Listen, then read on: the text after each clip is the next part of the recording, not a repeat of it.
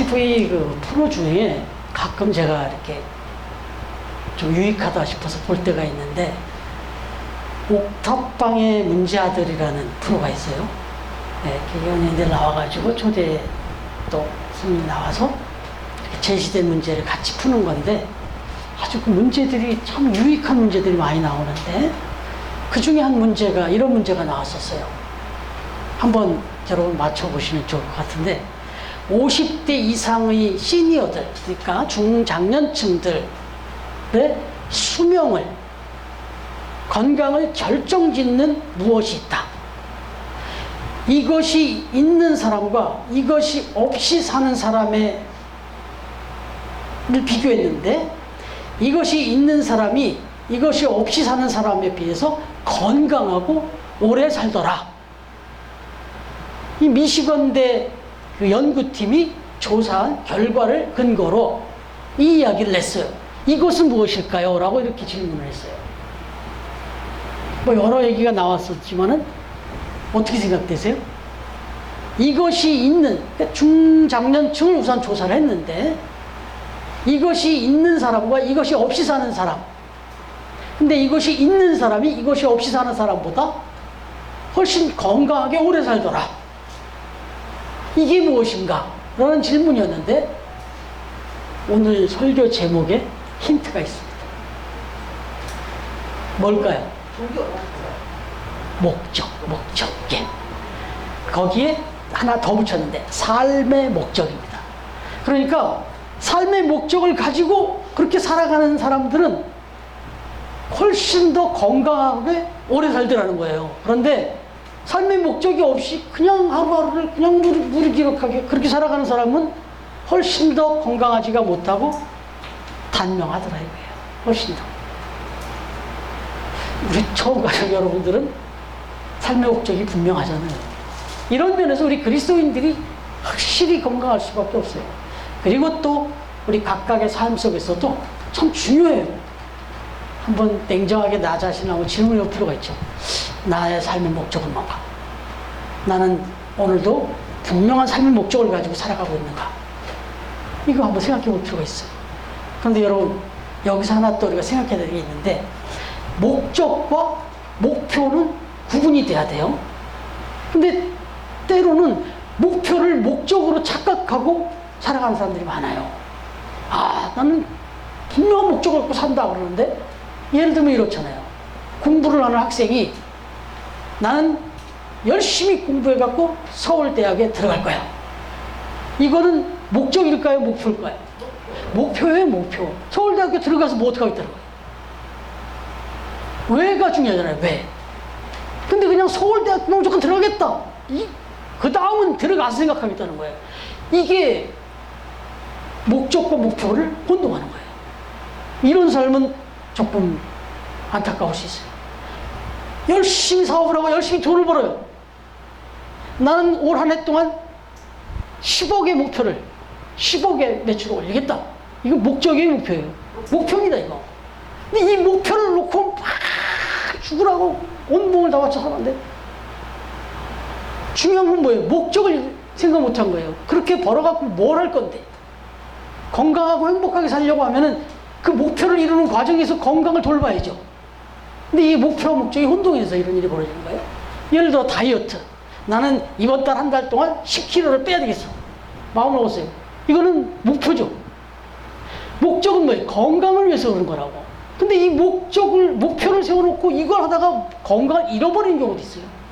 이런 것들은 잘 구분해야 되고, 또 목표에 집중하다 보면 욕망이 생깁니다. 그래서 목적은 의미예요, 의미. 여러분, 전에 한번 말씀드렸는데, 만물계유위라는 말씀을 드렸잖아요. 모든 만물은 저마다 위치가 있다. 코, 눈, 귀, 이게 다 있고, 사회적으로 엄마, 아빠, 사장님, 직원, 공무원, 뭐 다 각각의 역할들이 있다.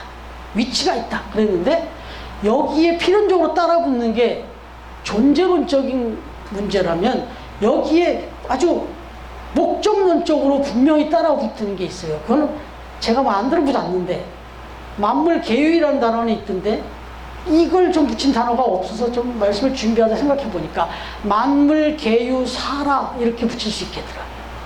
그건 일사, 사명. 만물은 각각 다 저마다 존재론적인 아니 목적론적인 그런 이유가 있다. 코가 여기에 있는 것, 눈이 여기에 있는 것, 그리고 내가 아빠가 되는 것, 목회자가 되는 것, 그 위치에 있는 데는 다 목적이 있어요. 분명히 거기에 주어진 역할이 있단 말이죠. 이걸 창조론적으로 보면 하나님이 이 세상에 인간을 태어나게 하실 때, 그리고 이 땅의 모든 만물을 만드실 때 다 역할을 주셨다는 거죠. 일을 주셨다는 거죠. 이걸 신학적으로 적적소리 자꾸 하는데 신학에서는 사명이다 이런 말을 하죠. 그러니까 만물은 다 저마다 위치가 있는데 그 역할, 그 위치에서 역할이 있고 그것이 사명이다. 다 목적이 있다는 거예요. 목적이. 이 마이크도 만든 사람이 분명히 목적을 갖고 만들었어요. 지금 그냥 이렇게 말씀 전하는 것보다 이렇게 말씀을 전해야 더 많은 사람들에게 효과적으로 전할 수 있도록 하기 위해서. 또 이 보면대도 제가 이걸 들고 말씀을 전하려면 너무 불편하니까 이렇게 받침대를 대서 여기에 설계노트를 올려놓고 이렇게 할 수 있도록 이렇게 여기에 지금 있는 모든 물건 중에 목적이 없는 게 하나도 없습니다. 다 목적이 있어요. 여기서 하나 힌트를 얻는 것은 목적이라고 하는 것은 이 보면대 자체가 자기 목적을 부여하는 게 아니다. 이 마이크 스스로 나는 이렇게 소리를 확 증폭시키는 역할을 해야 되겠다. 이렇게 자기가 그렇게 역할을 갖는 것이 아니라는 거죠. 자기가 목적을 자기가 부여할 수 있는 게 아니다. 이래서 창조론적이라는 거예요. 만든 사람에 의해서 이 목적이 부여됩니다. 다시 말하면 이 땅에 태어난 모든 만물들, 또 이 땅에 태어난 저와 여러분들은 우리를 창조하신 하나님이 각각의 목적을 주고 만드셨다. 그런데 이 이야기는 또 다음에 또 할 기회가 있을 것이고, 중요한 것은 오늘 말씀드릴 것은 교회입니다. 이 땅에 그 어떤 기관도 다 만든 목적이 있는데 하물며 하나님께서 이 땅에 교회를 세워주실 때 목적이 없었겠습니까? 분명히 하나님은 목적을 가지고 교회를 세우셨습니다. 여러분, 그러면 이 교회라는 존재가 목적을, 인생도 그런데 이 목적을 잘 기억하고 이 목적대로 교회가 세워져 간다면 그 교회가 가장 건강하고 장수하겠죠. 오랫동안 승승장구하겠죠. 정말 그러면서 오늘 중요한 메시지를 오늘 우리가 또 나누게 되었어요. 여러분, 교회의 존재 목적은 그러면 뭘까요? 교회의 목적, 교회가 존재하게 되었는데 그 존재의 목적은 뭘까?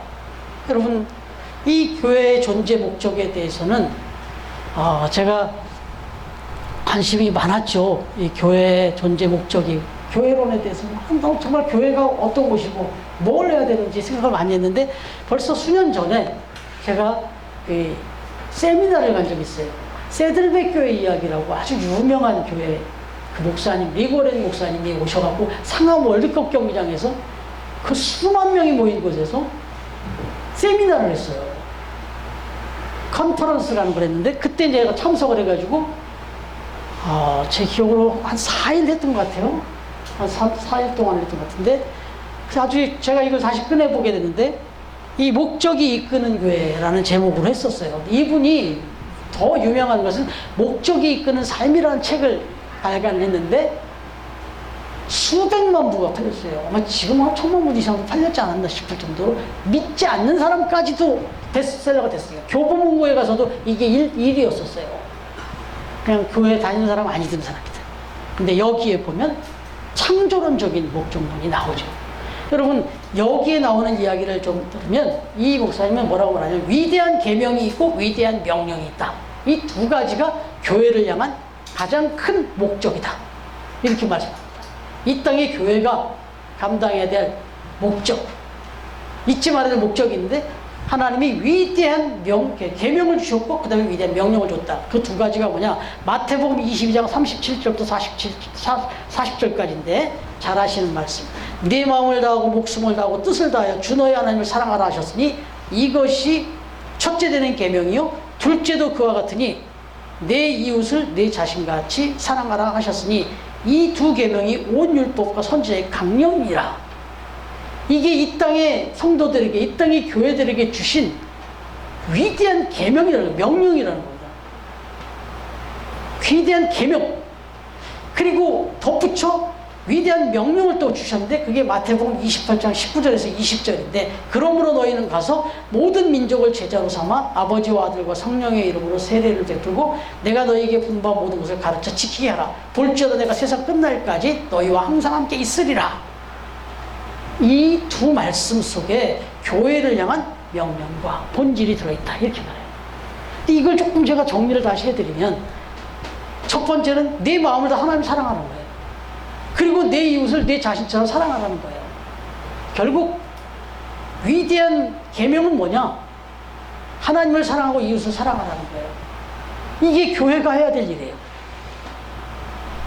크게 나누면 이렇게 돼요. 그 다음에 두 번째로 또 나눈다면 가서 제자를 삼아라. 세례를 줘라. 지키도록 가르치라. 이게 뭐예요? 선교와 전도와 훈련, 즉 장학이에요. 여러분 여기서 이제 우리 처음 교회도 세 가지 중요한 모토를 끄집어낸 거잖아요. 처음 뜻, 처음 사랑, 처음 믿음 넣어서 결국은 선교와 봉사와 장학에 앞장서는 교회가 되자. 이게 교회의 존재론적 사명이에요. 목적론적 사명이란 말이죠. 하나님을 사랑하고 이웃 사랑하는 것. 이게 바로 또 우리가 선봉장에 앞장서면서 우리가 서로 모여서 함께 항상 교제하고 사랑하는 교회. 그래서 과하다 싶을 정도로 글쎄요. 우리 생각이지만 우리는 다른 어떤 교회보다 사랑하는데 시간과 물질을 많이 쓰잖아요. 선봉장에 쓰는 것 못지않게 우리 교회에 우리가 서로 교제하고 사랑하고 그 사랑을 나누는 곳에 과감하게 쓰잖아요. 그죠? 상상도 못할 식비를 내보내요, 우리는. 그죠? 누가 들으면 오해하겠는데. 어쨌든, 우리는 가치가 있어요. 이게, 이제 말씀도 나누겠지만, 중요한 가치가 있기 때문에, 고민하지 않고, 과감하게. 그리고 선봉장에 과감하게 서로 사랑하고, 베푸고, 나누는데 과감하게. 이 두 가지가 사실은 위대한 계명이고, 위대한 명령이기 때문에, 이게 교회의 존재론적 사명이기 때문에. 여러분, 그렇습니다. 이 분명한 위대한 계명과 위대한 명령 이것을 가지고 이제 오늘 말씀을 우리가 보려고 하는 거예요. 오늘 말씀은 사도행전 이제 2장 30절 47절까지 이어지는 이 말씀 속에서 오늘 본문은 오순절 성령 강림 사건과 함께 성령의 충만함을 입은 사도들, 특히 베드로가 복음을 선포할 때 수많은 사람들이 회개하고 구원을 받아가고 마침내 예루살렘 교회가 탄생하게 된 그런 기사예요. 그러니까 결국은 위대한 계명을 통해서 그 다음에 위대한 명령을 통해서 결국 하나님의 궁극적인 목적이 이제 하나 나오는데 그건 뭐냐? 구원입니다.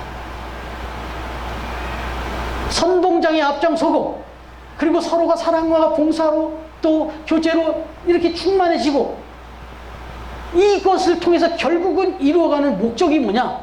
구원이에요. 구원. 영혼을 구원하는 겁니다. 그래서 오늘 말씀해 보면 40절에 또 여러 말로 확증하여 권하여 이르되 너희가 이 패역한 세대에서 구원을 받으라 하니 47절에 보니까 하나님을 찬미하며 또 온 백성에게 칭송을 받으니 주께서 구원받는 사람을 날마다 더하게 하시니라. 결국은 우리가 열심히 선봉장에 힘쓰고 또 열심히 사랑하고 교제하고 섬기고 나누고 그렇게 해서 목적이 하나 또 궁극적인 목적이 있는데 구원입니다. 영혼을 구원하는 일. 그 일을 우리가 하는 겁니다. 여러분 그런데 오늘 말씀을 보니까 바로 이 목적을 이루기 위해서 힘써야 될 일이 뭐냐? 그걸 실행 계획을 우리에게 보여주는 말씀이 오늘 말씀이다 이거죠. 오늘 말씀을 한번 이제 들어가 보면 첫 번째 뭐냐? 이 목적을 이루기 위해서 이 목적을 향하여서 나아가기 위해서 이 교회가 해야 될 일이 뭐냐? 첫 번째가요. 아주 단순해요.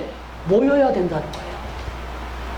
지금 이 시대에 교회가 위기인 게 모이지 못하게 된 게 위기인 거예요. 그래서 모여야 되는 거예요. 46절 한번 같이 읽어볼까요? 시작. 날마다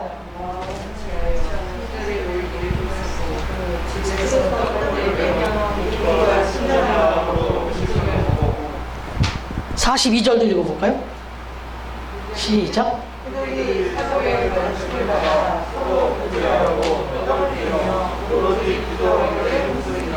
예, 그 42절의 앞부분이에요. 자, 날마다 마음을 가지고 성전에 모이기를 힘쓰고 집에서 떡을 떼며 기쁨과 순전한 마음으로 음식을 먹고 서로 교제하고. 이게 본질에 있다니까요. 교회의 본질에. 우리 모이면 만찬을 하나 나누는 거, 이게 교회의 본질에 있다니까요. 이 두 개가 하나님을 사랑하고 이웃을 사랑하고 선봉장에 힘쓰는 것과 이렇게 교제하는 거 절대로 따로따로 튀어놓고 할 수 있는 게 아니라는 거예요. 그런데 이렇게 날마다 교제하고 또 중요한 건 모이는 거예요. 이렇게 사랑으로 이렇게 모이는 거예요. 모여야 역사가 일어난다. 그런데 어떻게 하면 모일 수 있을까요? 어떻게 하면? 이렇게 코로나 위기에 어려운 시기에도 우리는 한 주도 빼놓지 않고 모였어요. 집에서 예배를 드리는 날도 식사는 와서 모여서 식사를 하고, 열동공원에 가서 같이 교제를 하고, 또 다른 곳에 나가서 또 교제를 하고, 어떻게든 우리 계속 모였어요. 이게 너무너무 바람직한 거예요, 사실. 여러분, 이게 어떻게 가능한가 한번 말씀드려볼게요. 어떤 아가씨가 책을 한 권 샀어요. 책을 하나 사서 읽다 보니까 생각했던 것보다 내용이 이렇게 호감적이지 않아요. 그래갖고 그냥 읽다가 조금 읽다가 그냥 덮었어요. 그럼 책꽂이 밑으로 그냥 저쪽으로 그냥 치워놨단 말이에요. 그렇게 어느 정도 시간이 지났을까? 한 남자를 만나서 교제를 하게 된 거예요. 소개를 받고. 그래서 교제를 해서 이야기를 나누다 보니까 기억이 나는 사람이야. 자기가 언젠가 사서 책을 읽다가 별 재미없다 싶어 그냥 피워놨던 책을 쓴 저자였던 거예요, 그분이. 어떻게 됐을까요? 내색을 못하고 그날 돌아오자마자 치워놨던 그 책을 얼른 꺼내다가 다시 읽기 시작했다는 거예요. 이 책이 그렇게 재밌더라는 거예요. 그렇게 막 잘 넘어가더래요. 그래서 막 순식간에 다 읽고 또 읽고 또 읽었다네. 뭐가 바뀐 거예요? 한 가지 더 말씀드릴까요? 어떤 분이 자기 집 옆에 아주 큰 공장이 있었는데 그 큰 공장에서 항상 막 연기가, 굴뚝에서 연기가 막 있으면 나오고 막 밤낮으로 기계 돌아가는 소리가 막 들리고 소음과 공해가 막 있어가는 것 같아서 너무 그게 답답해가지고 그 관계기관에 가서 막 항의도 하고 막 데모도 하고 막 그랬답니다.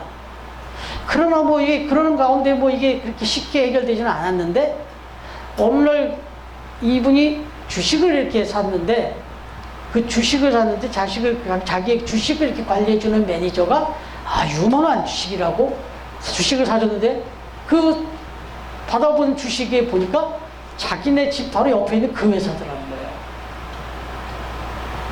그때부터 이 사람이 생각이 어떻게 됐을까요? 연기가 안 나오면 불안한 거야. 기계 소리가 안 들리면 불안한 거야, 이게. 연기가 막 24시간 막 나가고 기계 소리가 활발하게 돌아가야 돼. 그래야 이 기분이 좋은 거예요. 이 뭐가 바뀐 거예요? 관심이 바뀌어버린 거예요.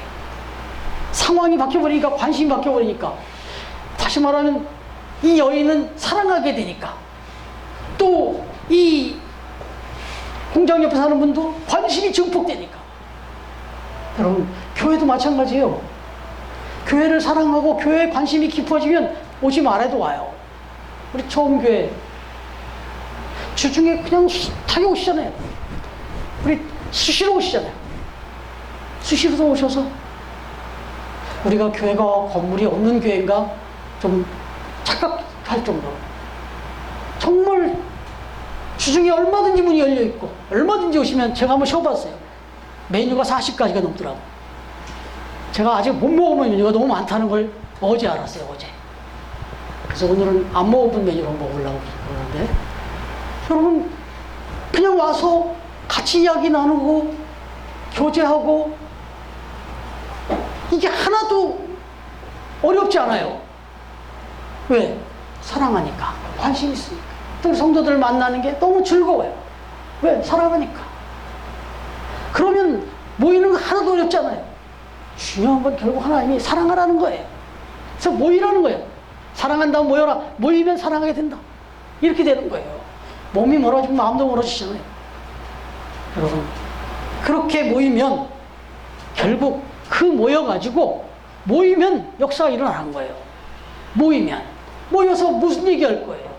선봉장을 이야기하고 교회의 목적론을 이야기하고 하나님을 사랑으로 내가 받은 바 은혜를 나누고 그러다 보면 간증이 되고 그러다 보면 결국 무엇을 우리가 해야 되느냐? 결국 그렇게 모여가지고 구원의 일을 해야 돼요. 모여서 그냥 즐겁고 재밌게 노는 걸로만 끝나면 안 된다는 거예요.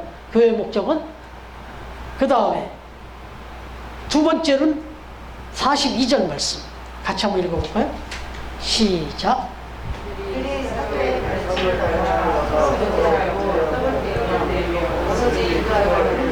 예, 이 뒷부분 오로지 기도하기를 힘썼다 그랬어요. 먹고 교제하는 것 빼고 나머지는 기도예요.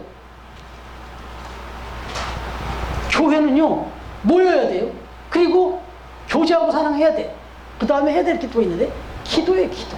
오로지라고 하죠. 오로지. 여러분 기도하라고 할 때 여기서 기도하기를 힘썼다는 거는 무슨 기도였을까요?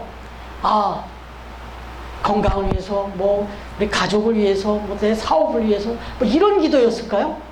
적어도 오늘 본문의 분위기를 보면 이건 아니었던 것 같아요. 그죠? 날마다 구원받는 숫자가 막 늘어나고 이런 일들이 결과로 나타나는 걸 봐서는 구원을 놓고 기도했던 것 같아요. 다시 말하면 먼저 그의 나라와 그의 의를 구하라 하는 예수님의 말씀처럼 그렇게 기도한 것 같아요. 마태복음 6장 33절의 말씀을 기도했던 것 같아요. 왜 이게 또 중요합니까? 그렇게 기도하면 나머지 것은 다 더하여 주시겠다고 예수님 말씀하셨는데 여러분 하나님의 뜻과 하나님의 능력을 구하는 게 기도예요. 내 생각, 내 뜻을 막 구해서 얻는 건 그건 사실 기도가 아니에요. 그건 어리석은 거예요, 사실은. 그것도 기도하는 건 맞지만 그 기도에서 하나 더 나가주는 게 진짜 내 뜻, 내 생각 그거를 관철시킬 수 있는 그걸 응답받을 수 있는 비결이거든요. 왜냐하면 하나님의 뜻과 하나님의 생각은 우리와 차원이 너무 다르거든요. 스케일이 너무 다르거든요. 그래서 항상 내 생각, 내 뜻을 구하다가도 예수님도 그랬잖아요. 내 뜻대로 마옵시고 아버지의 뜻대로 하옵소서. 여러분 기도의 마무리에 꼭 이 기도가 들어가셔야 돼요. 제가 매일같이 기도할 때 열심히 기도합니다. 열심히 기도하고 난 이후에 마지막에 딱 한마디 합니다. 제 뜻대로 마옵시고 하나님의 뜻대로 응답해 주옵소서. 미처 구하지 못한 것이 있습니다. 그것까지도 하나님 다 응답해 주옵소서. 이게 마지막 마무리 기도거든요. 여러분 1800년대 일본을 대표한 유명한 화가 중에 후쿠사이라는 사람이 있었어요. 제가 한번 언젠가 설교를 한번 했었는데 이 사람이 일화가 있는데 일화가 뭐냐면 절친이 찾아와서 자기가 수탉을 참 좋아하는데 수탉을 한번 좀 그려줬으면 좋겠다. 엄청난 그림을 그려내더라는 거예요. 근데 막상 그림을 딱 그려놓고 딱 완성됐다고 딱 주시는데 마치 지금 그 화폭에서 수탉이 막 푸득거리고 막 날라나올 것 같은 뛰어날 것 같은 그런 엄청난 그림을 딱 그려주더라는 거예요. 감동이 그냥 확 몰려왔는데 또 순간은 이렇게 금방 그려줄 수 있는 그림을 그 3년 가까이 사람들에게 돌려보내고 실망을 시켰냐 기다리게 만들었냐 이게 이제 불만이었던 거예요. 이걸 이제 토로한 것이. 그랬더니 이 화가 친구 후쿠사이가 잠깐 나 좀 따라와 보겠나 하고 데리고 들어가는 게 자기 작업실이더라고요. 그 작업실에 딱 들어가 보니까 딱 문을 여는 순간 보니까 바닥에서부터 보면 천장을 온통 수탉 그림으로 가득 차 있더라고요. 그걸 딱 보는 순간 아 이거였구나 하는 걸 그때서 깨달았다는 거예요. 정말 이 절친 친구에게 최고의 작품을 그려주고 싶어서 그리고 또 그리고 아니야 또 집어넣고 아니야 또 집어넣고 그렇게 3년이라는 시간이 지난 후에서야 이제 만족스럽다 할 만한 이런 명작을 그릴 수 있는 정도가 됐을 때 비로소 그려서 줬다는 거예요. 여러분 우리가 하나님 앞에 기도할 때 하나님 앞에 우리가 원하는 때가 있어요. 그리고 원하는 방법도 있다. 이런 방법을 이런 때에 해줬으면 좋겠는 거죠. 그런데 하나님은 그 방법, 그 때보다 훨씬 시간을 끌고 딜레이 할 때가 있다는 거예요. 그런데 그때 우리는 하나님의 뜻에 전적으로 맡기고 하나님의 때와 하나님의 방법을 맡기고 기다릴 때 그때 가장 위대한 역사가 일어난다. 그게 특별히 뭐냐? 구원에 관련된 거예요. 구원은 우리가 평생 동안 전도했는데 내가 죽은 다음에 열매 맺는 경우도 허다해요. 내 당대의 구원이 안 이루어지는 경우도 허다합니다.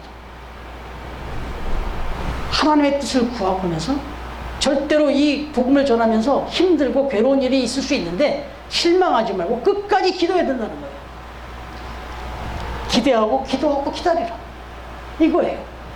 여러분, 바로 구원이 그렇다. 교회는 바로 그런 곳이다. 응답이 바로 이루어지든 이루어지지 않든 언제든지 기도하는 거다. 그런 곳이 교회다.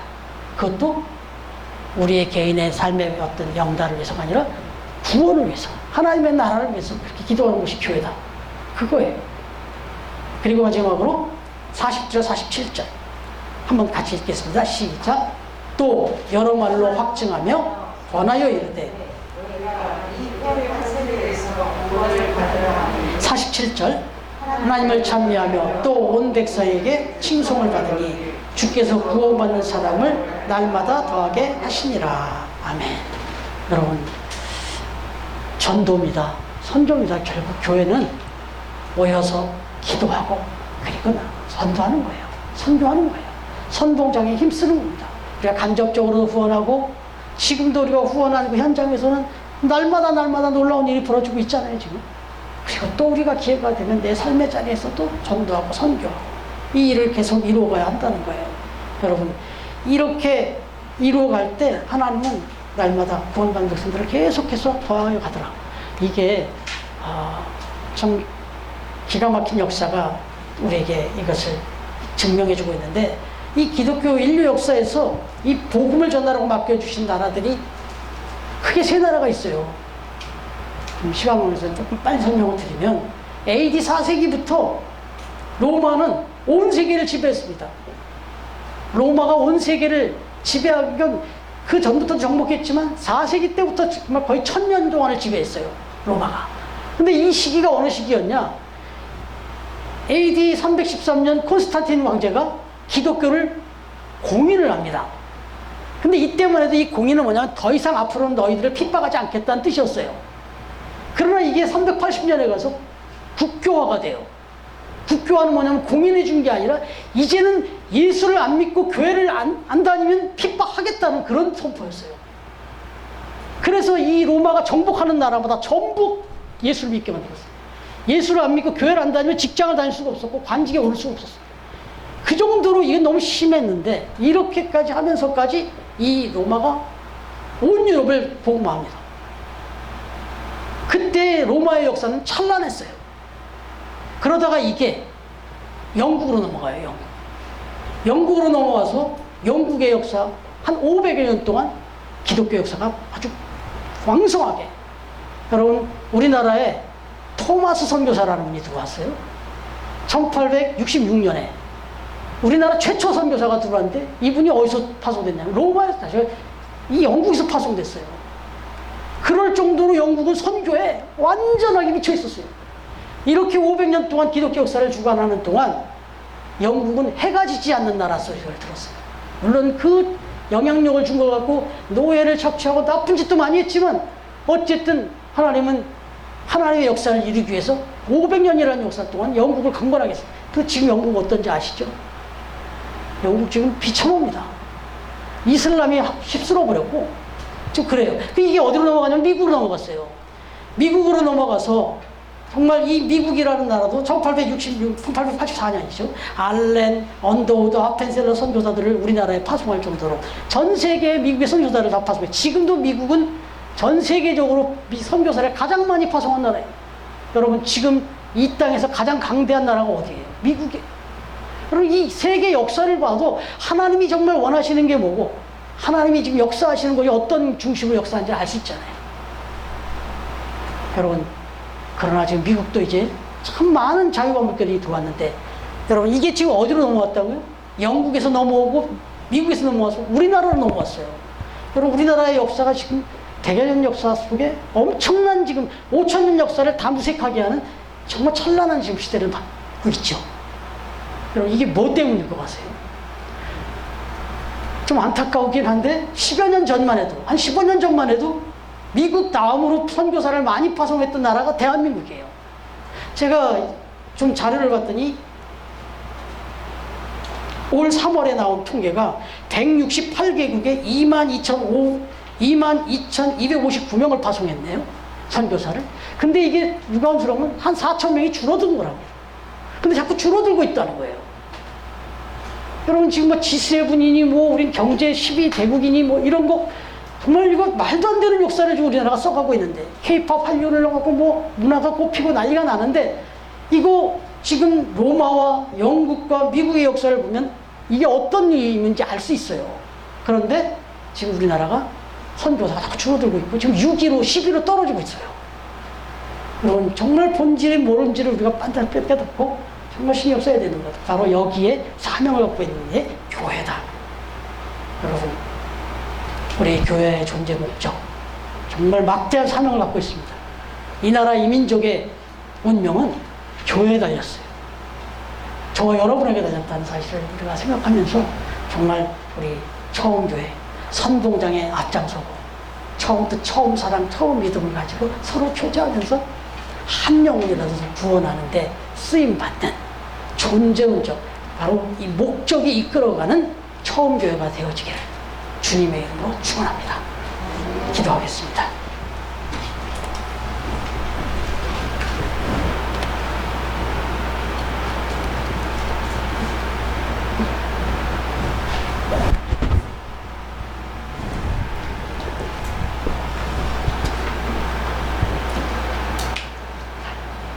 이 땅에 교회를 세우시고 또한 이 땅의 모든 세상의 심령들 가운데서 저희들 한 사람 한 사람을 택하여 불러서 몸된 교회의 일원이 되게 하시고, 이제 이렇게 또 처음 교회를 세워주셔서 하나님의 그 나라와 영혼 구원을 위해서 사용해 주시니 감사합니다.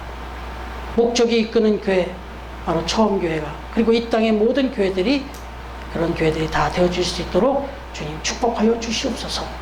오늘도 주 앞에 찾아 나오며 그동안에 한 주간 또 살아가는 동안 흘리고 또 땀 흘려 또 열매 맺고 얻은 수확을, 또 이 열매를 하나님 앞에 구별하여 이렇게 하나님 앞에 드리는 귀한 성도님들, 이 예물을 받아주시고 정말 드린 손길마다 그 삶의 현장에서 하나님이 주신 그 삶의 목적을 잘 기억하면서 강건하게, 그리고 정말 하나님 주신 은혜 가운데서 그렇게 살아가는 우리 처음 가족들이 다 되도록 가정과 일터와 행하는 모든 일들을 축복하여 주옵소서. 이 예물이 쓰여지는 곳에서 하나님이 원하시는 바 영혼 구원과 이 땅에 하나님의 나라를 이루는 일에 귀하게 쓰여지기를 간절히 소망합니다. 이제는 우리 주님 예수 그리스도의 은혜와 하나님의 사랑과 성령님의 교통한 통이 이제 오늘 목적이 이끄는 그 교회, 그 의미를 다시 한번 마음에 새기며 바로 내가 교회가 되고 우리 처음 교회가 하나님이 원하시는 그런 교회가 되어지기를, 그래서 이 일로 우리 함께 모여 기도하며 열심히 복음 전파하며 선봉장에 앞장서는 우리 모두가 되어질 것을 다시 한번 다짐하며 나아가는 우리 처음 가족들, 그리고 가정과 생업 위에, 그 사업장, 그 일터 위에, 그리고 처음 교회 위에, 그리고 오늘도 주의 이름으로 예배하는 모든 주의 백성들 위에, 주의 교회들 위에, 그리고 세이브존과 기쁨의 집 위에 이제로부터 영원토록 함께해 주시기를 간절히 축원하옵나이다.